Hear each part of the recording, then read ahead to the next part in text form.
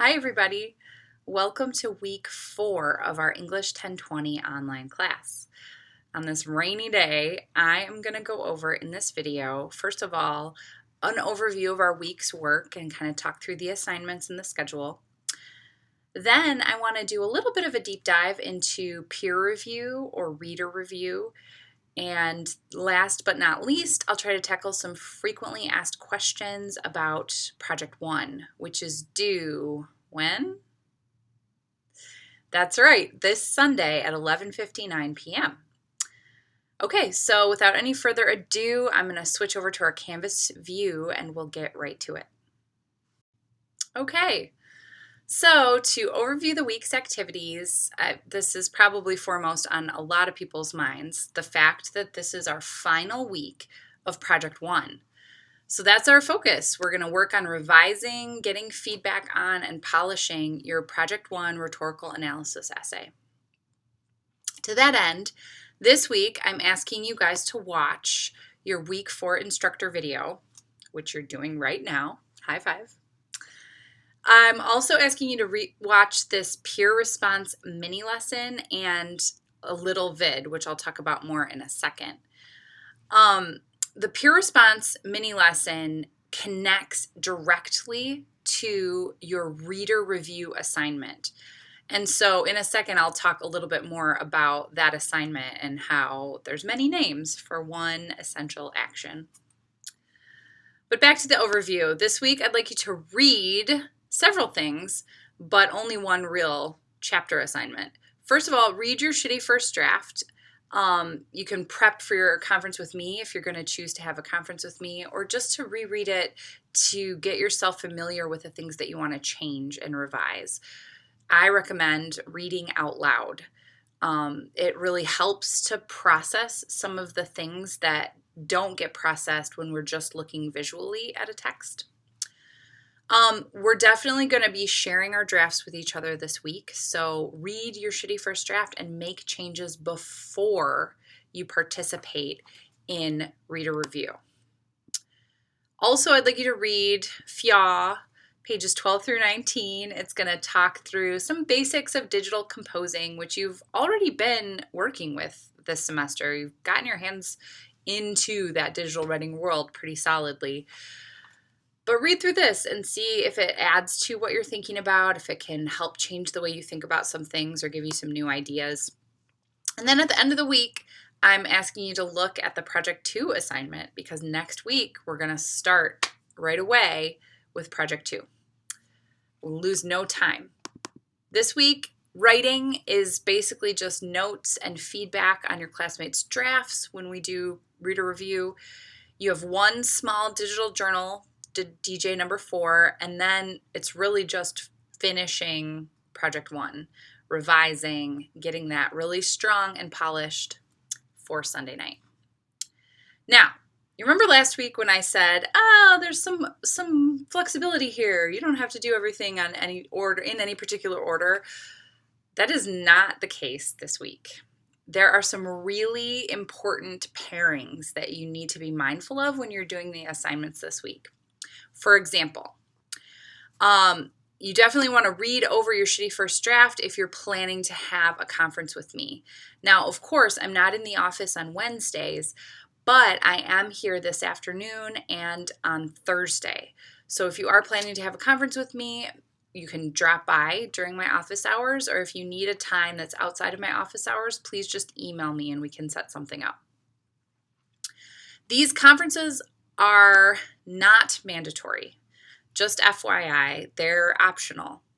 Usually when I have a face-to-face class, I have mandatory conferences for the first couple rounds just so that you guys can see where my office is and kind of get the felt value of them. In an online course, it's harder for me to dictate those things, so I'm making them optional. You guys can think for yourself about your need and your ability to have a conference with me. I'm here to help you, so take advantage of them if you want to, but also know that they are optional. Now, around the same time you do the reader review assignment, you need to watch the peer review mini lesson first, okay? The peer review mini lesson, you can see it right here, is going to talk you through the specific expectations that I have for reader review or peer review or peer response. They're all synonyms for the same action, which is basically just reading a friend or a classmate's paper and giving them feedback on it.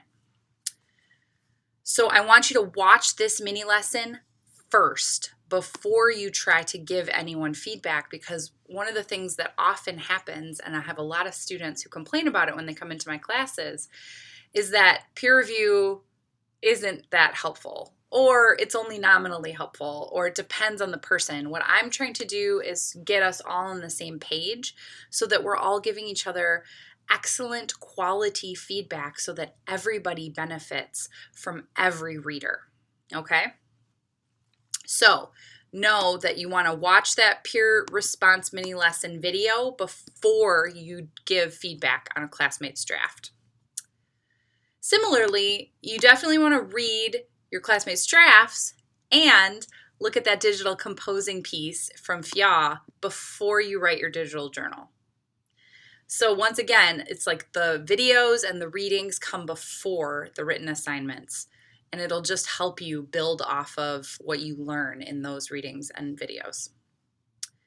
Similarly, the little vid assigned on Sunday, you can see it right up here. This is an introduction to Project 2.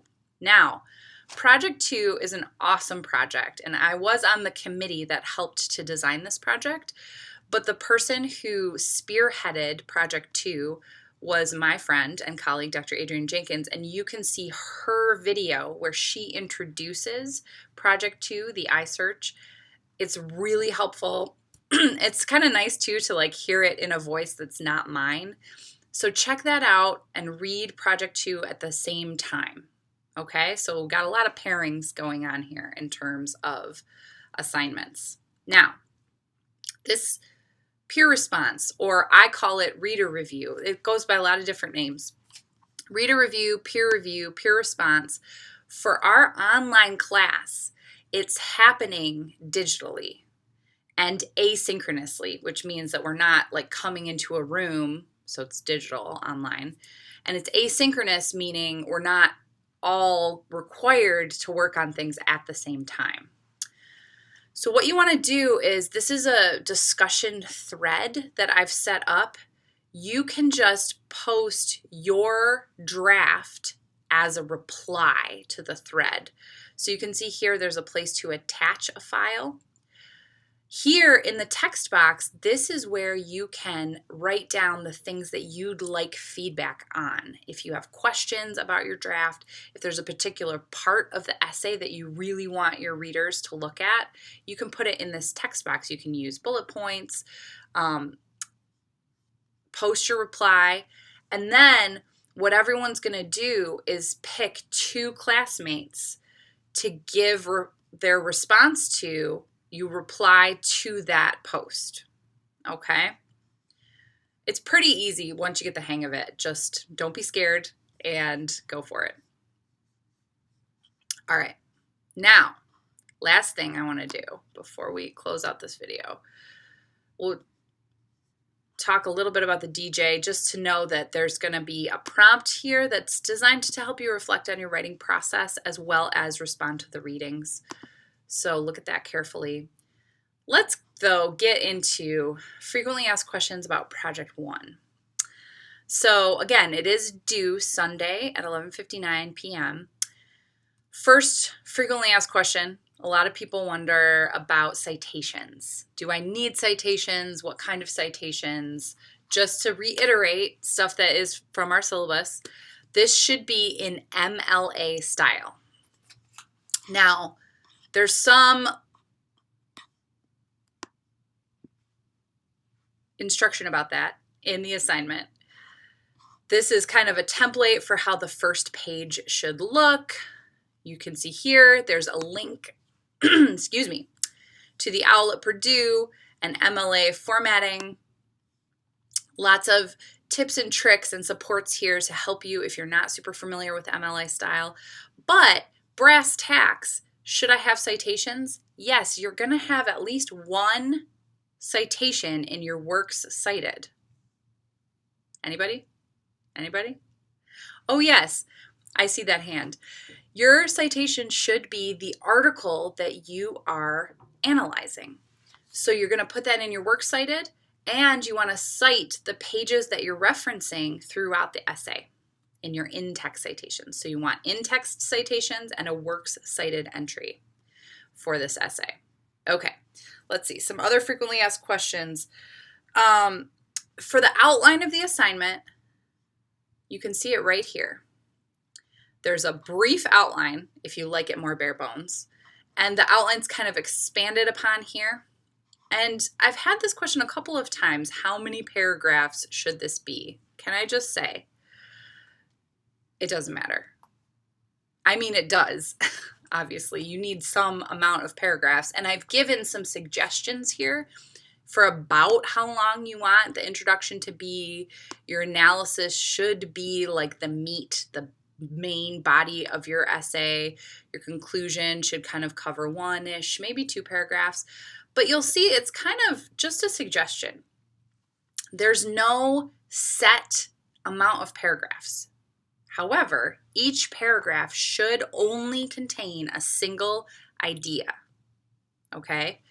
So that might mean you need to break up your paragraphs. I don't want one giant paragraph containing everything you found about ethos in this entire essay. It feels like that's one idea, but it's really many different ideas about ethos, right? Ethos is a subsection. It's not a paragraph idea. Each example that you're looking at that shows ethos, that would be like a paragraph, okay? So the answer to the question, how many paragraphs should it be, is however many you need. I just put my suggested word count and paragraph count to help you guesstimate for about how long you should be writing about this stuff, like to what depth you want to go. Does that make sense? All right. Those are the 2 maybe most frequently asked questions. If you have other questions, please don't hesitate to bring them up in conferences. Put them on the WhatsApp or the GroupMe that your class has. Make sure you are using that. A couple of peer mentors have reported that we don't have quite 100% participation in those social media chats. Please take advantage of that. All of my peer mentors, so that's each class has one peer mentor all to yourself. Lucky you guys. But all of my peer mentors are really experienced, and they've been peer mentoring for anywhere from a semester already before this one to years. Okay? So these people know what they're talking about, and they know me very well, and they've been looking at these assignments. They've taken this class themselves, done really well. They are smart, talented, and they can help you not just by somehow knowing my mind, which they don't know. They can ask me questions, but they've already taken this class before. They've already done this assignment. So if nothing else, your peer mentors can tell you what they did and how it went for them. And that's maybe one of the most effective ways to utilize your peer mentors, is to get from them their own strategies that they've used in this class before. So get on the WhatsApp, get on the GroupMe, make sure you're utilizing them if you have any questions that I didn't cover today. Okay, I'm going to pull this back to our full view, and then we'll close out this video. Okay, so as you all know, I posted an announcement yesterday just as a heads up that my office hours today have changed. I will be holding office hours a little bit later today. If anybody is interested, I will be in the Faculty Administration Building for a brown bag talk by my colleague, Dr. Jenkins, who is brilliant and very fun and funny. If anyone's interested, you can feel free to join me there. Or I will see those of you who are going to choose to come for conferences at 2 or between the hours of 2 and 3:30. Otherwise, I hope you guys are staying warm and dry and taking a lot of vitamin C, fending off all viruses, and having a great week. Happy revising and finishing of your Project One. All right. Bye, everybody.